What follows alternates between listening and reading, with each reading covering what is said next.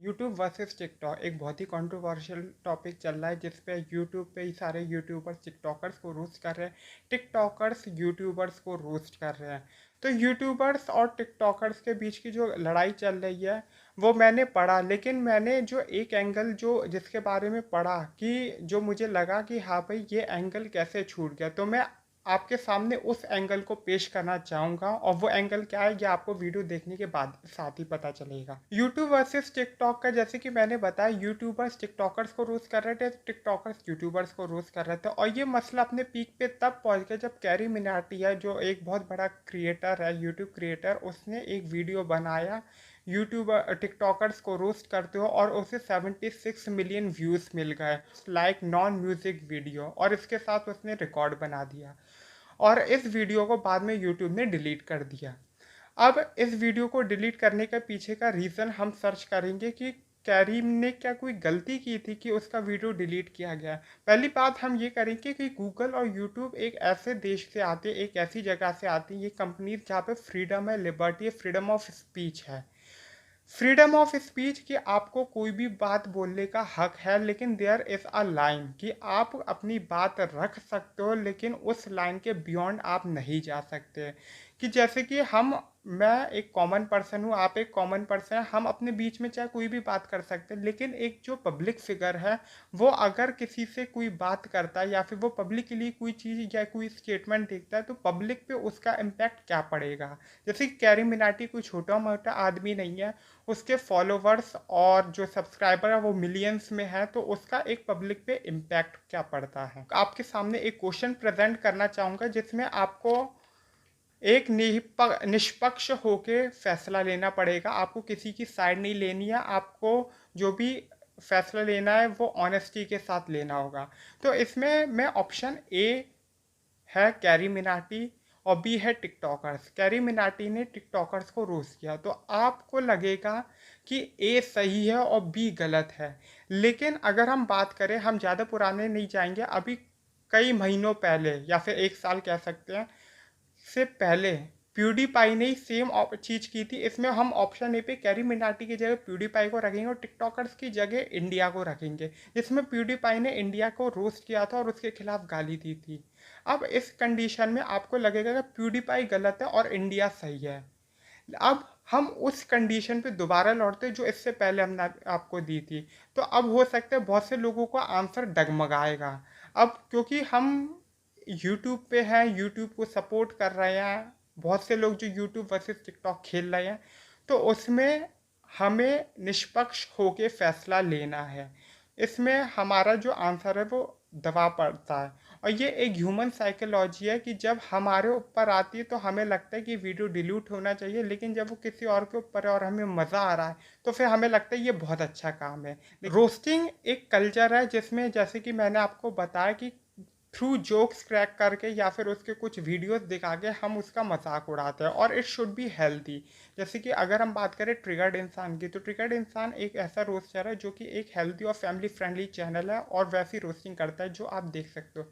लेकिन रोस्टिंग का कल्चर एक ऐसा है कि जिसमें अब्यूजिव लैंग्वेज का भी यूज़ हो रहा यार है। पंचर जोड़ने वाले और मिस्त्री ऑडियंस की बात ही कुछ और है। टिकटॉक पे जो अनपढ़ ऑडियंस है ना भाई, अलग ही स्वाद है उनका। पंचर जोड़ने वाली ऑडियंस ना सिर्फ मुजरा देखती है, वो इंटरेक्टिव नहीं होती। उसको ये सारे मजदूर, मोची, मिस्त्री, रेड़े वाले सब। अब ऐसी रोस्टिंग और ऐसी वीडियोस जो है, जैसे कि मैंने आपको बताया, यूट्यूब और गूगल एक ऐसे रीजन से आती है जो सारी आइडियोलॉजीज़ का सम्मान करती हैं, क्योंकि वो ग्लोबली काम करती है, इसलिए वो सारी आइडियोलॉजीज़ का सम्मान करती है। लेकिन इस टाइप के वीडियोस जो है एक ऐसी कास्टिज्म, रेसिस्ट, क्लासिज्म जैसी भावनाओं को प्रमोट करती है।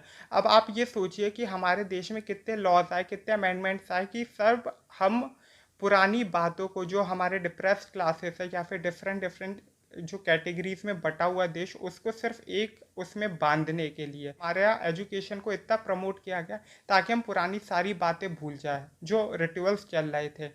लेकिन ऐसी भावनाओं को प्रमोट करके आप यही नहीं बल्कि आप एक लेबर क्लास का मजाक भी उड़ा रहे हो। अब जैसे कि मैंने अभी आपको बताया कि कुछ वर्ड्स का यूज़ किया गया था वीडियो के अंदर, तो ऐसे वर्ड्स अगर हम कहें, अगर वो वर्ड्स गाली भी नहीं है, तो फिर ऐसे वर्ड्स कई कंडीशंस पे गाली की तरह साउंड करते हैं। आपके मिलियंस ऑफ फॉलोवर्स है, मिलियंस ऑफ सब्सक्राइबर्स हैं, अगर आपके एक भी फॉलोवर या फैन है वो पता चला आपका एक डायलॉग निकालता है और उसमें उसको एक वर्ड पसंद आ गया, तो हो सकता है वो कंडीशन में ऐसा मेम उस वर्ड्स को किसी और रीज़न से यूज़ कर ले और जिसका इम्पैक्ट सोसाइटी पे डिफरेंट मतलब हो सकता है गलत पड़े। ध्रुव राठी ने इस टॉपिक पे एक वीडियो बनाया और जिसने उसने एक एंगल खोला जो एंगल शायद से हम लोगों की नज़र में आया भी नहीं था। उसने एक गर्ल की वीडियो दिखाई जिसमें एक हर एज के लड़के से आदमी से सबसे ये पूछा गया रन लाइक अ गर्ल, तो वो मजाक उड़ा रहे कि लड़कियां ऐसे दौड़ती हैं ऐसे दौड़ती हैं ऐसे दौड़ती हैं, लेकिन जब एक छोटी लड़की से पूछा गया कि लड़कियां कैसे दौड़ती हैं तो फिर उसने एक नॉर्मली दौड़ के दिखाया कि ऐसे दौड़ती है। कुछ वर्ड्स होते हैं जो कि नॉर्मली होते हैं, जैसे कि मैंने आपको बताया। फॉर एग्जांपल अब मैं आपको और एग्जांपल देना चाहूँगा, जैसे कि आपका कोई फ्रेंड है जो कि मोटा है, अब आपने उसे कह दिया हाथी। इट्स अ एनिमल, हाथी एक जानवर है, कोई गाली नहीं है। लेकिन अगर मैं आपसे कहूँ कि आपने उससे बोला हाथी, साइड के लोग जो थे वो हंसने लगे और उस बंदे को एम्बेरसमेंट फील हुई। तो उस सिचुएशन पे जो वो सिंपल वर्ड है हाथी, जो कि एक गाली भी नहीं है, वो एक गाली से भी बदतर साउंड करेगा। अब आपने किसी बंदे को कहा गधा, गधा भी एक एनिमल है, लेकिन गधा में अगर उस बंदे को एम्बेरसमेंट होता है और साइड की सिचुएशन वैसी होती है कि लोग उसके पे हंसते हैं और उससे का मजाक उड़ाते हैं, तो वो गधा भी एक गाली के तरह साउंड करेगा। अगर मान लीजिए आपने पहली बार उसे रिकॉल किया ऐसा हाथी और साइड में आने वाले जो लोग हैं वो भी उसे हाथी की तरह रिकॉल करने लगेंगे, तो उस तरह से ऐसी जो वो होता है कि हमने भले ही वो नॉर्मल वर्ड बोला, लेकिन वो नॉर्मल वर्ड कभी कभार बुलिंग हो जाती है कई बार। अब कुत्ता कुत्ता एक नॉर्मल वर्ड है, एक जानवर है, एक वफादार जानवर होता है।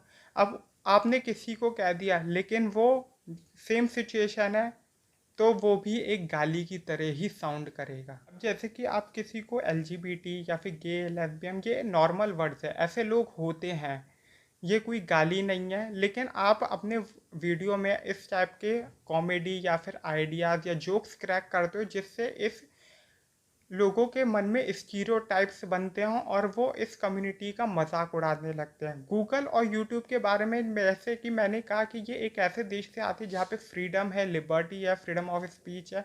लिबर्टी का मतलब कि आपको दूसरों को फ्रीडम भी देनी, लेकिन दिल से फ्रीडम देनी है, उसके साथ आपको दूसरों को सम्मान भी देना है। इंडिया भी एक ऐसा देश है जो एलजीबीटी कम्युनिटीज़ को राइट्स देता है, उनको सम्मान देता है।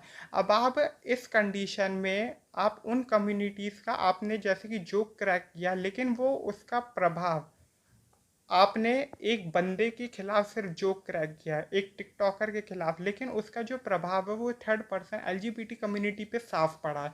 यही रीज़न है कि गूगल जो कि एक एलजीबीटी प्रमोटर, मतलब ये कंपनी एक वो है जिसने एलजीबीटी गे प्राइड्स और इन मूवमेंट्स में अपना योगदान भी दिया है, सपोर्ट किया है, तो फिर इस पे एक इम्पैक्ट पड़ा है जिसकी वजह से हो सकता है गूगल ने इस वीडियो को डिलीट करने पे प्रेशर डाला हो और इस वीडियो के डिलीट किया हो, क्योंकि ये कम्युनिटी सालों से अपने राइट्स के लिए लड़ रहे हैं, अपनी रेपुटेशन, अपनी इक्वलिटी, अपनी रिस्पेक्ट के लिए लड़ रहे हैं, और आप ऐसे जोक्स बनाते हो। जैसे कि मैंने कहा अभी रिसेंटली कैरी ने अपना वीडियो रिलीज़ किया एक, जिसमें उसने कहा कि उसका इंटेंशन नहीं था, लेकिन लोगों ने उस वर्ड्स को, कुछ वर्ड्स को उस तरह रिप्रेजेंट किया या उस तरह यूज़ किया जिससे सोसाइटी में का माहौल ख़राब होता है। कैरी ने अपने रीसेंट वीडियोस में जो उसने अभी तुरंत अपलोड किया, उसने इस बात को एक्सेप्ट भी किया कि उसने एक ही वर्ड बोला था कि वर्ड का जो मीनिंग है अगर आपको समझना है,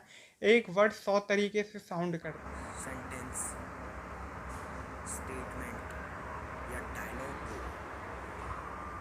आधा पढ़ोगे या फिर उसका सिर्फ एक सिंगल वर्ड पढ़ोगे तो उसके तो 100 मतलब निकल सकते हैं। करता है, लेकिन उस वर्ड को एक्चुअली में किस तरीके रिप्रेजेंट किया गया तो आपको पूरा सेंटेंस सुनना पड़ता है। लेकिन अगर आप सिर्फ उस वर्ड को निकाल लेते हो और उस वर्ड को रिप्रेजेंट करते हो या फिर उस वर्ड को रिकॉल करते हो सोसाइटी के अंदर, तो वो 100 डिफरेंट तरीके से साउंड करेगा, और हो सकता है यही इस केस में हुआ है। पंचर जोड़ने वाले और मिस्त्री ऑडियंस की बात ही कुछ और है। टिकटॉक पे जो अनपढ़ ऑडियंस है ना भाई, अलग ही स्वाद है उनका। पंचर जोड़ने वाली ऑडियंस ना सिर्फ मुजरा देखती है, वो इंटरेक्टिव नहीं होती उसको। ये सारे मजदूर, मोची, मिस्त्री, रेड़े वाले। और जैसे कि मैंने आपको एक और यूट्यूबर्स का एग्जांपल दिया था, तो इस आइडियोलॉजी को हम कह सकते हैं एक सिख मेंटेलिटी कह सकते हैं। होमोफोबिया कोई बीमारी नहीं है या वो नहीं है, लेकिन आपके वर्ड्स क्या, आपके टर्मिनोलॉजी, आपके स्टेट्समेंट होमोफोबिक कभी कभार दिखाई देते हैं, जो सोसाइटी के लिए काफ़ी हानिकारक हो सकता है, क्योंकि एक सोसाइटी में कभी भी एक आइडियोलॉजी नहीं रह सकती। इवन अगर आप किसी रिलीजियस स्टेट की भी बात करें, उसमें भी डिफरेंट डिफरेंट सब आइडियोलॉजीज रहती है। वीडियो के माध्यम से जो कैरी का केस था, जिसे हमें लगा कि कैरी में क्या गलती हो सकती थी, तो वो मेरे ख्याल से ये थी कि उसकी चाहे भले कोई गलती ना हो, उसके फैंस ने उसकी टर्मिनोलॉजी को कुछ इस तरह यूज़ किया that makes the problem that created the problem for him.